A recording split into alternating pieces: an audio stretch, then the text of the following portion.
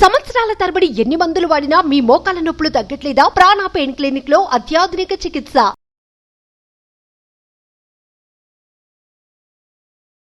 నమస్తే, welcome to Suman TV. ప్రస్తుతం మనతో పాటు ప్రముఖ వైద్యులు డాక్టర్ కిరణ్ గంగా ఉన్నారు. వారితో మాట్లాడదాం. హలో డాక్టర్ గారు. నమస్తే అమ్మా. డయాబెటీస్ ఉన్న వాళ్ళు ప్రత్యేకించి ఎగ్స్ విషయంలో కొంచెం జాగ్రత్తగా తీసుకోవాలి. కొంతమందికి బాగా అలవాటు ఉంటుందండి, డైలీ ఎగ్ తింటే మంచిదే కదా అని తీసుకుంటూ ఉంటారు. అందులో యోగ్ పార్ట్ తినొద్దు అని చెప్తూ ఉంటారు. ఎగ్ వైట్ మాత్రమే తీసుకోవాలి, ఎల్లో మనం తీసుకోకూడదని చెప్పినప్పటికీ కొంతమందికి అలవాట్లో ఇదిగా తీసేసుకుంటూ ఉంటారు. రెండు ఎగ్స్ తింటున్న వాళ్ళు కూడా ఉంటారు కదా. సో అసలు తీసుకోవచ్చా తీసుకోకూడదా, లిమిటేషన్ ఏమైనా ఉండాలా? రోజు ఎగ్ తినడం వల్ల ఏమైనా ప్రాబ్లమా? అంటే మంచి క్వశ్చన్ అండి. ఎందుకంటే ఇప్పుడు చాలా మంది కార్బ్స్ తగ్గిస్తున్నారు కదా, కొంతమంది కార్బ్స్ తగ్గించి కొంచెం ప్రోటీన్ ఎక్కువ తీసుకుంటే పర్వాలేదని ఎగ్ తీసుకుంటున్నారు. సో తెలుసు వాళ్ళకు కూడా, ఈ మరి వైట్ ఎగ్ అయితే పర్వాలేదు, ఎల్లో ఎగ్ ఒకటి అంతకు మించి తీసుకుంటే కొలెస్ట్రాల్ పెరగచ్చు అనే డేంజర్ ఉందనే విషయం తెలుసు. కానీ ఇప్పుడు ఎల్లో ఎగ్ తీసుకెళ్ళి ఎక్కడ పడేస్తారు? సో సరదాగా చెప్తున్నా కాబట్టి జనరల్గా హోల్ మొత్తమే తీసుకుంటూ ఉంటారు. సో మొత్తం తీసుకుంటున్నప్పుడు మనకు 1 or 2 ఎగ్స్ పర్ డేకి అయితే ఓకే అండి. బట్ 3, 4, 5 లేదా 6 ఎగ్స్ తీసుకుంటున్నారు అన్నప్పుడు మిగతా డైట్స్లో మనం కట్ డౌన్ చేసి ఉండాలి. ప్లస్ ఇప్పుడు యంగ్స్టర్స్ తీసుకుంటున్నారా, మిడిల్ ఏజ్డా, ఎల్డర్లీ పీపుల్ తీసుకుంటున్నారా అనేది క్వశ్చన్. ఇప్పుడు elderly people long standing diabetic అనుకోండి, ఇప్పుడు డయాబెటీస్ 20 ఏళ్ళగా ఉంది, వయసు ఒక 65 అనుకోండి, వీళ్ళకు ఎగ్స్ ఎక్కువ తీసుకుంటే అరుగుదల కష్టం. వీళ్ళకి జనరల్గా గ్యాస్ట్రిక్ పరెసిస్ అని కూడా ఉంటుంది అనమాట. సో పేగులు కదలిక కొంచెం తక్కువ ఉంటుంది. సో ఇటువంటి వాళ్ళు ప్రోటీన్ ఎక్కువ తీసుకున్నా, మాంసం ఎక్కువ తీసుకున్నా త్వరగా అరగదు. ఇవన్నీ మళ్ళీ వేరే సమస్యలకి ఇస్తాయి. కాబట్టి వీళ్ళకి ఎంతవరకైనా తేలిగ్గా అరిగే ఆహారాలే కావాలి. సో సో ఒక 70, ఇప్పుడు చాలామంది ఇప్పుడు 70-80 ఏజ్ దాటిన వాళ్ళు ఎక్కువ సంఖ్యలో ఉన్నారండి. అంటే డయాబెటీస్ 30-40 ఏళ్ళగా ఉంటూ ఆరోగ్యంగా బాగున్న వాళ్ళు 70-80 వయసు దాటిన వాళ్ళ సంఖ్య చాలా ఉంది. సో ఇప్పుడు వీళ్ళకి ఈ హై ప్రోటీన్ డైట్స్ ఇవన్నీ సెట్ కావు. సో వీళ్ళకి ఎంతైనా కూడా అనిమల్ ఫ్యాట్ కంటే కూడా, అనిమల్ ప్రోటీన్ కంటే కూడా వెజ్ ప్రోటీన్స్ బాగా సెట్ అవుతాయి. వీళ్ళు మితంగా తినాలి ఫుడ్. అండ్ రెండోది ఏంటంటే చాలా వరకు ఒక ఏజ్ తర్వాత ఇన్సులిన్ అవసరం ఉంటుంది. సో ఇన్సులిన్ అనేది ఏంటి? It's a hormone.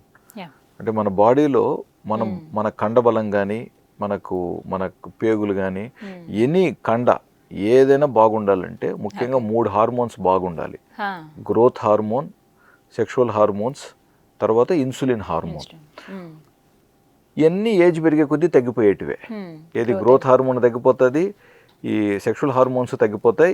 ఇంకా మిగిలింది మనకు బాగుండటానికి మన కండబలం బాగా చూసేది ఇన్సులినే. సో ఇప్పుడు షుగర్ లేని వాళ్ళలో, ఆరోగ్యంగా ఉన్న వాళ్ళలో గతంలో కూడా పెద్దవాళ్ళు 100 ఏళ్ళ వరకు బతికారు, 110 ఏళ్ళ వరకు బతికారు అంటారు చూసారా, వీళ్ళకి అందరికీ ఇది బాగుండటం వల్లనే, ఇన్సులిన్ బాగుండటం వల్లనే. ఇప్పుడు ఎవరికైతే ఇది లోపం ఉందో వీళ్ళకి మనం కరెక్షన్స్ ఇవ్వాలి. ఇన్సులిన్ లేకుండా షుగర్స్ చాలా బాగా కంట్రోల్లో ఉంటే చాలా సంతోషం. బట్ కొంచెం మందులు వాడినప్పటికీ, రకరకాల డైట్లు పాటించినప్పటికీ, లేదా గుడ్లు తీసుకున్నప్పటికీ కూడా షుగర్ కానీ 200 లోపు రావట్లేదు, మళ్ళీ 300కే వెళుతున్నప్పుడు ఇన్సులిన్ లోపం. సో కొంతమంది పేషెంట్స్ ఉంటారు, ఒక్క గుడ్డు తిన్నా కూడా అరగదు వాళ్ళకి, ఇంకా అసలు అవునండి పడదు. పడని వాళ్ళకి అది వద్దు. సో ఇప్పుడు నేను ఇప్పుడు 2 గుడ్లు తింటే మంచిది అన్నాను కాబట్టి ఇప్పుడు పోయి వీళ్ళు ఈ గుడ్లు తిని అనవసరంగా అనారోగ్యం పాలు కాకండి. మీకు గుడ్లు పడవా? వద్దు, ఇబ్బందే లేదు. మీకు ఏది కంఫర్టబుల్ అది తీసుకోండి. మనం మాట్లాడుతున్నది ఎవరికైతే గుడ్లు కంఫర్టబుల్, అరుగుదల కూడా బాగుంది అనుకుంటున్నారో వీళ్ళు ఎక్కువ గుడ్లు తీసుకున్నట్లయితే కొంతమందిలో కొలెస్ట్రాల్ పెరిగే ఛాన్సెస్ ఉంటాయి. సో కొలెస్ట్రాల్ పెరిగినప్పుడు కొంతమందికి హెచ్డిఎల్ కూడా పెరుగుతుంది. సో హెచ్డిఎల్ గుడ్ కొలెస్ట్రాల్ పెరిగింది కదా అని బ్యాడ్ కొలెస్ట్రాల్ కూడా పెంచడం కరెక్ట్ కాదు కదా. సో కాబట్టి ఎంతవరకు తీసుకోవచ్చు, అంటే ఎన్ని ఎగ్స్ తీసుకోవచ్చు పర్ డే? జనరల్గా 1 or 2 ఎగ్స్ ఈజ్ గుడ్ అండి, మనం ఏం అనట్లేదు. అండ్ రెండోది కొంతమంది చెప్పచ్చు ఏమని, సార్ మనం ఇది వరకు ఎక్కువ గుడ్లు కూడా తిన్నారు కదనేసి. అప్పట్లో ఇప్పుడు న్యాచురల్గా ఒక కోడి గుడ్లు పెడితే దాని పౌషక విలువలు వేరే, ప్లస్ మీకు అది డైజెషన్ కూడా కొంచెం టైం పడుతుంది. బట్ ఇప్పుడు ఇవాళ రేపు మనకన్నీ ఆధునికంగా ఉత్పాదన కోసం ప్రత్యేకంగా తయారు చేస్తున్న గుడ్లు కాబట్టి, సో ఇందులో న్యాచురల్గా కోడి తినే ఆహారం ఎంత ఉంది, అందులో ఫీడ్స్ ఎన్ని ఉన్నాయి, సో అవి తినటం వల్ల మనకు నిజంగా ఎంత లాభం ఉంది, ఇవన్నీ కొంచెం కొన్ని ప్రశ్నలకు మనకు నిజంగా నిజాయితీగా జవాబులు లేవు. గుడ్డు తెల్లగా కనపడుతుంది, కొనుక్కుంటున్నాం, తీసుకుంటున్నాం, వేసుకుంటున్నాం. సో కాబట్టి మీరు అడిగిన క్వశ్చన్కి తీసుకోవచ్చు సార్. అంటే మీకు నిజాయితీగా అవి న్యాచురల్గా అందుబాటులో ఉంటే తీసుకోవచ్చు. అవి ఎవరికి విలేజెస్ దగ్గర ఊర్లలో ఉండే వాళ్ళకే అందుబాటులో అంటే ఇప్పుడు మనకి ఆర్గానిక్ అని చెప్పి నాటుకోడి గుడ్లు అని చెప్పి రకరకాలు వస్తున్నాయండి. నిజంగా ఎంతమందికి తెలుసు అండి అక్కడ ఏం జరుగుతుందని. ఇప్పుడు ఆర్గానిక్ అంటున్నారు, ఒక గుడ్డు 10-15 రూపాయలు, మనం పెడుతున్నాం, కొనుక్కొని మంచివి కదా అని తీసుకుంటున్నాం.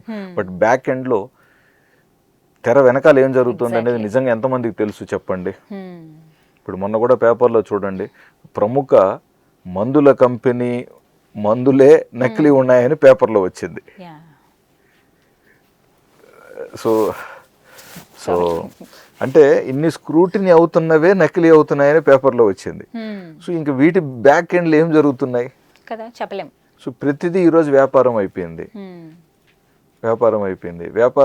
వ్యాపార రంగంగా ఖచ్చితంగా అవి నాటుకోడి గుడ్లని మనకు తెలిస్తే తీసుకోండి. అంటే దాంట్లో కూడా మళ్ళీ బ్రౌన్ ఎగ్స్ వస్తున్నాయి. ఉన్నాయి sir. So brown eggs again దాని వెనకాల ఏంటి సైన్స్ అనేది నేను అందులో స్పెషలిస్ట్ కాదు కాబట్టి నాకు ఎగ్జాక్ట్ గా బ్రౌన్ ఎలాగ వస్తుంది. సో మనం బ్రౌన్ గా కనపడితే మంచి గుడ్లు అనుకుంటాం, ఎందుకంటే అన్ని తెల్లగా ఉన్నాయి కాబట్టి ఇది బ్రౌన్ కాబట్టి బెటర్ అనుకుంటాం. బట్ నిజంగా దాని వెనకాల ఎంతవరకు బ్రౌన్ కి వెనకాల ఎంతవరకు కరెక్ట్ గా ఉంది అనేది మీరు చూసుకోండి. సో మంచి ఫార్మ్స్, నిజాయితీ గల కొన్ని ఫార్మ్స్ నిజంగా ఉన్నాయండి. సో అవి మీకు అందుబాటులో ఉన్నాయా, మీ ఉన్న ఏరియాలో ఎలాంటి గుడ్లు దొరుకుతున్నాయో కూడా చూసుకోండి. మీకు ఒకవేళ నాటుకోడి గుడ్లకు మీకు యాక్సెస్ ఉంటే డెఫినెట్గా ఒక 10 నిమిషాలు టైం వేస్ట్ అయినా పర్వాలేదు, అలాంటి మంచి గుడ్లే తీసుకోవటానికి ప్లాన్ చేయండి. సో మంచి గుడ్లు, మంచి పాలు మనకు చాలా అవసరం అండి. సో గుడ్లు హ్యాపీగా మీరు ఇష్టం ఉన్న వాళ్ళు హ్యాపీగా తీసుకోండి. But at the same time limit అనేది ఇంపార్టెంట్. అంటే చెక్ చేసుకుంటున్నప్పుడు ఎనీవే సంవత్సరానికి ఒకసారి కొలెస్ట్రాల్ చెక్ చేసుకుంటారు కాబట్టి మీ ఎగ్జిస్టింగ్ కొలెస్ట్రాల్ లెవెల్స్ ఆల్రెడీ నార్మల్లో ఉన్నాయా లేవా, ఇలాగ గుడ్లు తీసుకున్న తర్వాత ఒకవేళ ఎక్కువైనాయా, సో అవి కొంచెం మీరు దాని మీద కొంచెం దృష్టి పెట్టండి. కొలెస్ట్రాల్ లెవెల్స్ పెరగట్లేదు, మీరు హ్యాపీగానే ఉన్నారు, ప్లస్ మీ డాక్టర్ కూడా ఓకే అన్నారు అనుకుంటే 1 or 2 eggs అనేది ప్రాబ్లం కాదు. సో అంటే ఉట్టేలా ఎగ్ లాగా తింటే అది వేరు సార్. ఉడకబెట్టినవి తినడం చాలా మందికి అలవాటు ఉంటుంది. ఎగ్ పులుసు ఆ కర్రీలో మనం ఉడకబెట్టిన ఎగ్సే వేస్తాం. కొన్ని పొరుటులాగా కర్రీలాగా చేసుకునేటప్పుడు కౌంట్ ఉండదు, ఎల్లో కూడా వేస్ట్ చేసేస్తూ ఉంటారు. అంటే ఇంట్లో ఇప్పుడు ఒక 5 మందికి అనుకోండి, వాళ్ళు ఒక 5-6 గుడ్లు వేయచ్చు, లేదా 10 గుడ్లు వేయచ్చు, లేదా ఒక 4 ఉన్నారు అనుకోండి, ఒక 4-5 ఎగ్స్ వేస్తారు. సో యావరేజ్గా ఇంట్లో చేసేటప్పుడు మనిషికి 1 లేదా 1.5 లేదా 2 eggs కంటే ఎక్కువ వచ్చేలాగా చేయరు.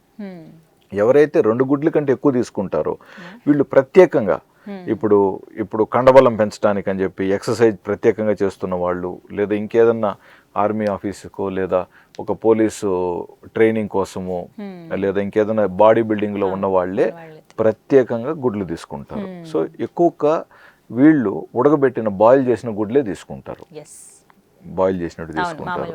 అంటే ఎవరైతే ఇలాగ ఆమ్లెట్ రూపంలో కానివ్వండి, ఎగ్ బుర్జీలాగా చేసుకుంటున్నారో ఆయిల్ ఎక్కువ వేయకండి. మినిమం లో ఆయిల్తో, అతి తక్కువ ఆయిల్తో మీరు చేసుకునేలాగా చూసుకోండి. రైట్ డాక్టర్ గారు, థ్యాంక్ యూ అండి, నమస్తే.